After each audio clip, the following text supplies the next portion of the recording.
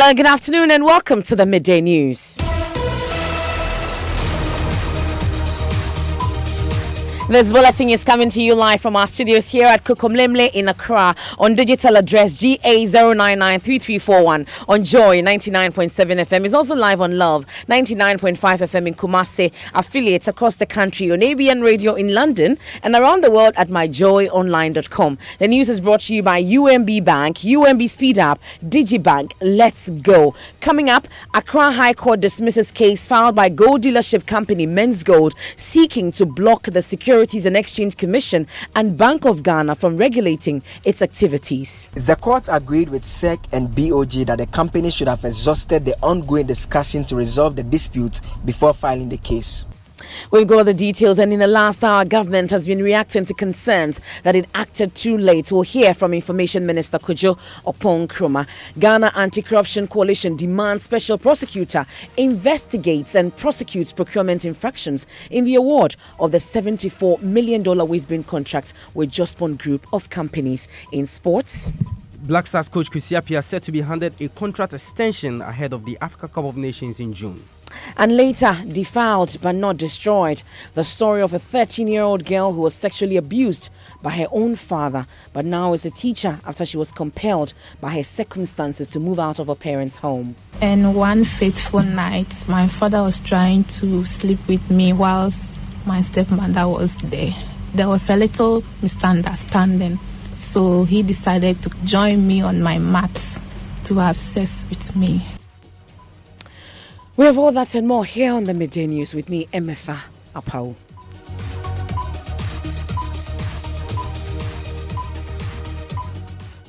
We settle for the details now, and an Accra High Court has dismissed the case filed by gold dealership firm Men's Gold seeking to block the Securities and Exchange Commission and the Bank of Ghana from regulating its activities. The company, in September 2018, initiated the legal action against the two regulatory bodies, demanding that they are slapped with damages for hurting the business. This was at a time SEC had asked Men's Gold to halt its gold trading activities because it had failed to renew its license. We'll be live in court and speak to our correspondent Joseph Akable for details on this shortly. But first, here's how the Men's Gold story has unfolded so far. They hit the streets many times, demanding their locked-up investments. I can't even sleep. I can't sleep.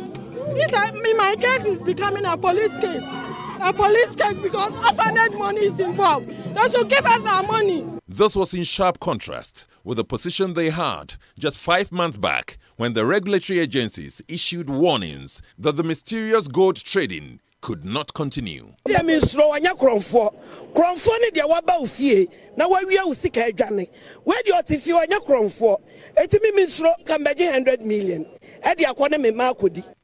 has all got a history. It all started in October 2014 when investigations by the central bank uncovered a financial institution operating under the guise of microfinance at Kaswa in the central region. Men's Bank was its name, and it claimed it traded in gold. The name would later change to Men's Bank Ghana Company Limited, this time ending with a C instead of a K, and then later got the name Men's Gold. Within about 5 years of its operation, the company clashed with the Precious Minerals Marketing Company after it announced its license had expired.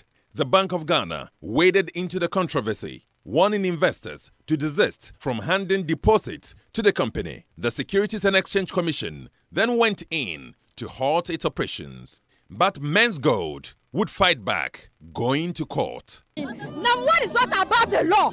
If he's doing something that is not good, let's arrest him and bring him. As the demand for his arrest gained traction, news was rife that he has simply absconded beyond the shores of Ghana.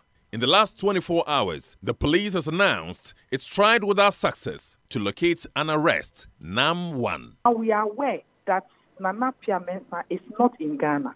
So we have started the process of letting Interpol put him in the red notice. And now, an arrest warrant has been issued. The aggrieved customers are excited, but equally cautious. I was very, very elated, except that in Ghana, sometimes the leader, they start something and just for you to feel that they're about to do it, but they end up slipping. Lawyer Amanda Clinton, who who represent some of these customers, had another concern. You know, my fear that there was a very sophisticated money laundering operation. And the worst case scenario? And the worst case scenario is that we won't have enough assets to actually share amongst everyone. The search for the man, already christened Ghana's most wanted, continues unabated. And attention is equally on his wife, Rose Tete, and sister Benedicta Appiah, who were believed to be directors of Men's Gold. But how soon will the relevant agencies lay hands on them and locate the millions of cedis in his gold? Well, bank vault. That's a Men's Gold story, how it's unfolded in 2 minutes. But barely 24 hours after a warrant was issued for the arrest of the Men's Gold CEO, Nana Appiah Mensah, the High Court has thrown out Men's Gold case seeking to block the SEC and the Bank of Ghana from regulating its activities. Joseph Akable was in court and joins me in studio with the very latest. So what reasons specifically were given for the dismissal? So it followed an objection that was raised by SEC and the BOG. The concern they had was that SEC was still engaging the institution, and that if a regulator is engaging any institution it regulates and you feel that you are aggrieved, you should write to the institution and continue engaging it. So why rush to court when you've not exhausted that avenue that you have? So the judge agreed with that explanation, that objection that was raised by SEC, and proceeded to dismiss the case. So to the ordinary person, what does this really mean? That the operation of Men's Gold was illegal? Is that what it means? It means that the company would have to return to the table and continue to engage the Security and Exchange Commission. If they exhaust that engagement and they still feel that the company cannot, the SEC cannot regulate them, they can then proceed to court. But till now, they cannot resume operations as they've been told to stop operations by SEC, and they must submit to SEC's ongoing deliberation. But how was this received by the Men's Gold side, for instance, in court? The public relations officer was present in the courtroom. The first question I asked him was how this is coming to them. He says that by close of the day, they'll be issuing a statement as to what they make of the decision from the court. Another thing that I know many people want to ask him is whether he knows the whereabouts of the CEO. Exactly. I did ask him that too, and he said he's not going to comment on that issue. But as far as they are concerned, they'll be issuing a statement on a writ that has been dismissed. And their lawyers didn't say anything either? Not at all. Okay. Joseph Akable was in court. So number one, as we speak, is the most wanted man, like people have said. But there's concern government's action is coming too late. Well, Information Minister Kojo Oppong-Nkrumah says various state institutions did their best to save customers the loss.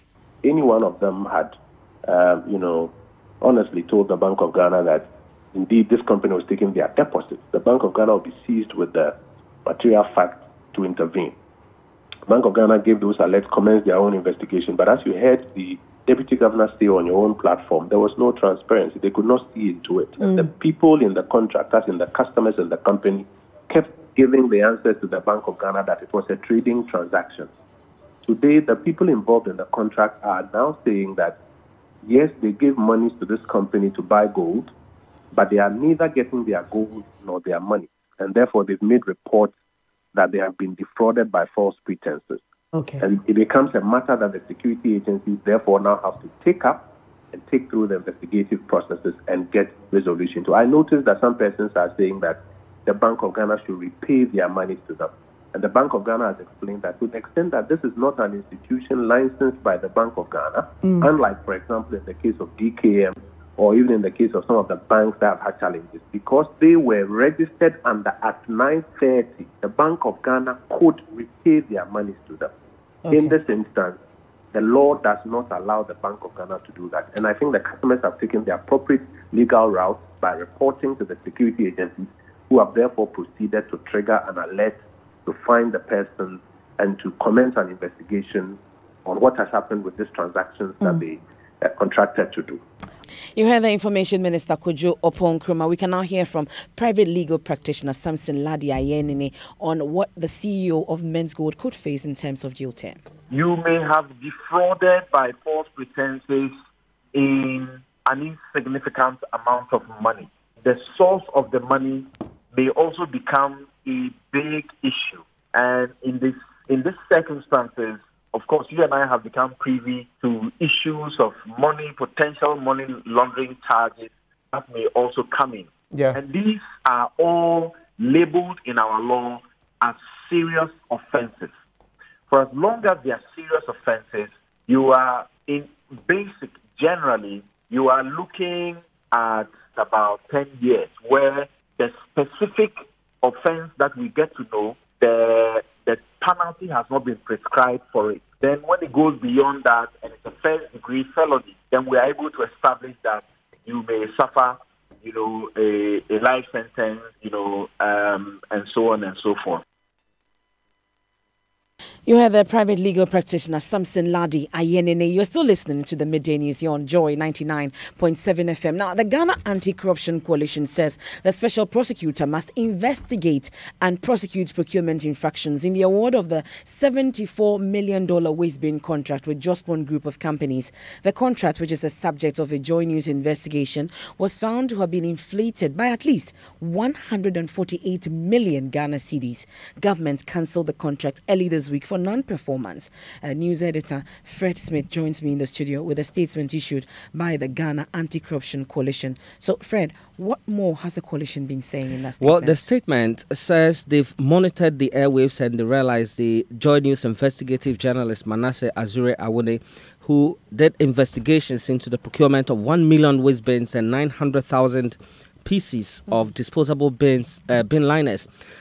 He found that prices were inflated by at least 148 million Ghana cedis in clear violation of the Public Procurement Act 663, and they note that public procurement is the most vulnerable to corruption because of the volume of transactions involved and the financial interests at stake. And they say corruption risks in the public procurement are also exacerbated by the complexity of the process, the close interaction between public officials and business, and the multitude of stakeholders.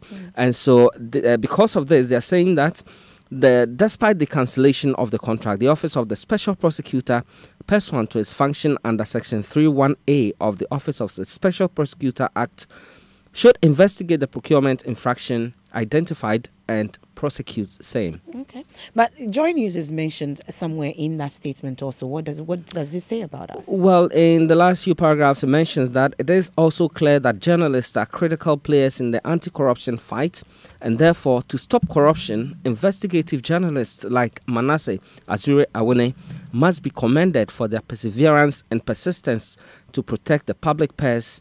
And the coalition believes journalists must be able to work in an environment where their independence and safety is guaranteed, where whistleblowers are protected, where citizens armed with information demand better from their society and their leaders, and where anti-corruption legislation is adequately and effectively enforced. And this statement is signed by 22 different anti-corruption campaigners. Fred Smith bringing us details of that statement. Now, government says it will work at improving on areas of the economy flagged as performing poorly in research findings by some political science lecturers at the University of Ghana. The report released yesterday reviewed, among others, a dislike for government's anti-Galamsey fight and the double-track system. One of the researchers, Ketri Frimpong, explained respondents believed the double-track was hurriedly implemented. Maxwell Agwagma has more. A total of 5,000 respondents participated in the research conducted in all 10 regions of Ghana. 88.4% of the respondents said corruption is rife under the 2-year term of the President Akufo-Addo-led government. The double-track system was rated as the most disliked government program, followed by government's anti-Galamsey fight. Lecturer at the Political Science Department, Ketri Frimpong, says the double-track system was hurriedly implemented. It is clear the double-track system was introduced hurriedly and suddenly, confusing to many. And the government must do well to deepen public education and clear some doubts of the misconception. You remember the government took a very long time in coming out with the roadmap for small-scale mining. And I'm sure people who thought the policy was good also saw their family people languishing in poverty, and they've changed their minds. The findings also revealed that 49.6% of the respondents would vote for President Akufo-Addo if elections were held today, whereas 33.3% said they would vote for President Mahama. One district, one factory, one village, one dam, and road construction were some of the major things listed by respondents as some government promises which have not been delivered in the last 2 years. Maxwell Agwagwa's report then. Now, reacting to this latest research findings on Joy News Desk Multi TV, Information Minister Kojo Ponkrumah says the report has given government information on how to improve on its work. There are many parts of this poll that tell us that about 56.3% of respondents say that government has demonstrated capacity to deliver on its campaign promises. About 63% admire the implementation, for example, of free SHS. There are a lot of positives in there, and there are also other areas where our attention is drawn to the fact that government needs to do more work there. It tells us that today the MPP is still massively preferred over the NDC, and on the points where we did not even score even well, for example, let's say double track. Quickly as we complete the construction of infrastructure, you notice that double track will no longer be there. Can you just give us some details on the one district, one factory and one village, one dam? Before we ended last year, the President mentioned that about 79 projects were at various stages of completion. Information Minister Kojo Oppong-Nkrumah speaking to Bernice Abubedu Lansa. But generally, governance deals with facts. So let's do some fact-checking. In 2018, we fact-checked 25 claims made by President Akufo-Addo. Now, in all, 52% of the claims were either entirely true or partly true, with approximately 48% being either misleading or completely false. Raymond Akwa throws more light on these claims in this report. Most of the claims that the president made in the year under review and got it completely true in the economic sector were on inflation. The rate of inflation has improved from 15.4%. We are now in single-digit figures. Like the example above, all the 12 reports on inflation from its decline to reaching a single digit were all factual. Indeed, the MPP inherited inflation in December 2016 at 15.4%, and as of December 2018, it had reduced to a single digit of 9.4%. One of the most misleading and yet often repeated claims by the president from July 2018 was a prediction of the IMF that Ghana will be the fastest growing economy in 2018. The IMF is saying that we have the fastest growing economy in the world this year. Even though the IMF in its report in October 2017 and January 2018 predicted that Ghana was going to be fastest growing economy in 2018, as of April 2018, it had changed its projection. In its April 2018 release, Ghana had lost the #1 spot even in sub-Saharan Africa to Ethiopia. This is according to the World Economic Outlook reports of the World Bank and the IMF. Now, the president also talked about negative growth in the manufacturing sector for 2015. In 2015, manufacturing recorded a negative growth of minus 2%. The manufacturing sector in 2015 did not record a negative growth. According to the Statistical Service, that sector in 2015 did record positive 2.2%. Raymond Akwa with some fact-checking. Now, mining firm Heritage Imperial is demanding release of its equipment seized by the Interministerial Committee on Small-Scale Mining. Managers of the company, which operates in the Amansia Central District of Ashanti region, wants government to apologize for the loss the committee's actions has caused them. Heritage Imperial claims it's got the license to operate as a large-scale mining firm. Ohimen Teria has more in the following report. The Interministerial Committee on Small-Scale Mining reportedly stormed the mining company's premises on December 6, 2018 and took away 40 excavators. The task force also seized 7 pickup vehicles and over 1 million Ghana cedis worth of diesel oil on grounds the company was operating illegally. Charles Bisu is secretary to the Interministerial Committee on Small-Scale Mining. He argued the company cannot spend 500 Ghana cedis on registration at the Registrar General's Department for capital-intensive venture like mining. That is one illegality, that's fraudulent. And then you go out there and you mine to the tune of millions of dollars, where machinery that is used is cost over $4 million. 2, you cannot also mine in the forest reserve. When you're given a forest entry permit by the Forestry Committee, then you go to the Minerals Commission for a prospecting license. The prospecting license lasts for 2 years. After the 2 years, then you can mine. But then even that, within that, once you get a license, the next stage is to go to EPA for the impact assessment report, which they have to do. This company had not done that. Managers, however, deny any wrongdoing, insisting the company was only assembling its plants at the time of the raid. Emmanuel Donat Entua is managing director of Heritage Imperial Company. Heritage Imperial is a large-scale mining company. It is not a Galamsey company.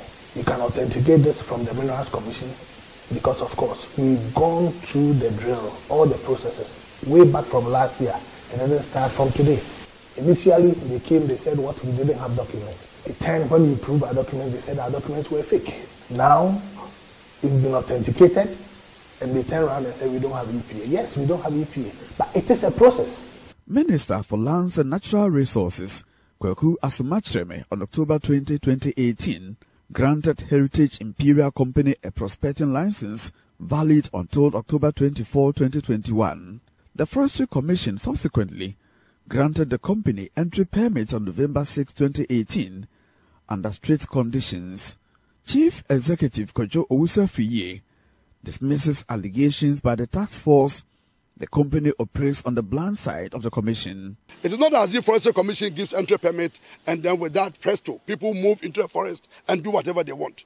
Anybody who goes there to do any activity would have had a Minerals Commission license, and then the license is submitted to Forestry Commission, on the basis of which we grant an entry permit after we have examined all the documents that relate thereto. Ohimin Terriers reports. This is the Midday News here on Joy 99.7 FM. It's a good time to take a quick break, but before then, these are some of the stories making the headlines in this edition. Accra High Court dismisses case filed by gold dealership company Men's Gold seeking to block the Securities and Exchange Commission and Bank of Ghana from regulating its activities. Also, the Ghana Anti-Corruption Coalition are demanding that the special prosecutor investigates and prosecutes procurement infractions in the award of $74 million waste bin contract with Jospon Group of companies. And when we return, defiled but not destroyed, the story of a 13-year-old girl who was sexually abused by her own father.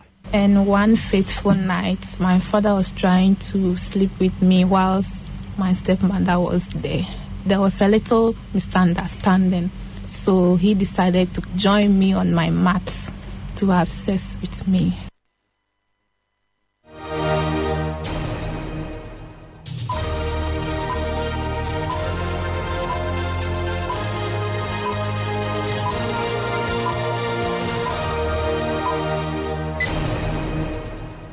And we have more stories after sports with Benedict Owusu. Yes, MFN, Ghana FA Normalization Committee Chairman Dr. Kofi Amoah says they are in the process of extending the contract of Black Stars coach Kwesi Appiah. Now, Appiah's 2-year contract will expire in April, 2 months to the Africa Cup of Nations to be staged in Egypt in June. For Dr. Amoah, it will be good to settle the technical direction of the team before the tournament.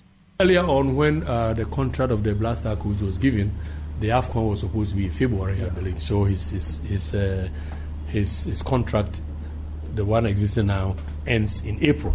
But the AFCON is in June. So obviously we need to look at something and extend it for some period so that there's some certainty of having the technical team to take our Black Stars to win the cup. So we have not finalized it, but I think there's a consensus between the FA and the Minister of Sports that some extension will be given to the Black Stars coach. And that's Normalization Committee Chairman Dr. Kofi Amoah, MFA. Now, the family of a 25-year-old man who was allegedly shot and killed by the police on Saturday dawn wants the officer to face the law. My colleague Ifwa Evans Chinwi has been following this development since Saturday dawn and joins us with this report. Divine Aquino, as described by his family, was well-mannered and full of life. He's the most humble person I've seen. Divine is not someone who will indulge in anything like that at all. If you know Divine, you know very well. Everyone is taken aback by this sudden occurrence. No one has ever come here to say this. We go trace Divine back to his school in Sugar School. Nothing. Accra Polytechnic, nothing of the sort. If there was a trend, then we could say, oh, okay. But there's no trend. There's nothing like that. So how? That is what begs the question. How? His father, Albert Aquino, says he will not rest until justice is served. If you found him with even something, he told you his dad is near, his house is just here. He has his car in the yard. So let us go. So you see my parents, just about 5 houses away. And you still went ahead and do that damage. Can they bear that pain? We need justice. This eyewitness narrates what happened. I was coming back from nightclub that time with my brother. So when we met a lady, I have to wait for them under the tree. Then they will go inside. So I know our neighborhood, so I decided to sit down. So after searching me, and they saw a motorbike coming around the corner, and they have to drive straight to that place. This corner, and after driving straight carefully, then started shooting. So I wanted to go and see who they shot, but they told me I should go back home. The young man who was shot together with Divine is currently receiving treatment at the police hospital. Ifwa Evans Chinwe with that report. Now, defiled but not destroyed, as she will not allow her situation to quench her burning dreams. That is the story of a 26-year-old teacher who was forced out of her parents' home to live in a shelter after she was defiled by her own father 13 years ago. She's been sharing her ordeal and how she survived it on the Super Morning Show with Daniel Datsi. That's my father. I was staying with my father when I was about 5 years old. So I grew with him. But I got to a time, started misbehaving, started abusing me sexually, physically, and mentally. I got fed up and I wanted to end my life or escape from him. But I didn't get the chance until a stepmother of mine was around. And one fateful night, my father was trying to sleep with me whilst my stepmother was there. There was a little misunderstanding, so he decided to join me on my mat to have sex with me. So I was struggling with him and thereabout, and my stepmother heard of it. And it turned into a whole lot of situation for me. The case was sent to the courts, and there was nowhere for me to live. All the family members rejected me. They said what I was saying was not true. My father can't do such a thing to me. So I should find my own way to survive. But God being so good, I got a neighbor who introduced me to the ACT Foundation. They sent me to their shelter. So just to be clear on the facts of this story, your father at the time, he was put in jail. Yeah, he was at a cell.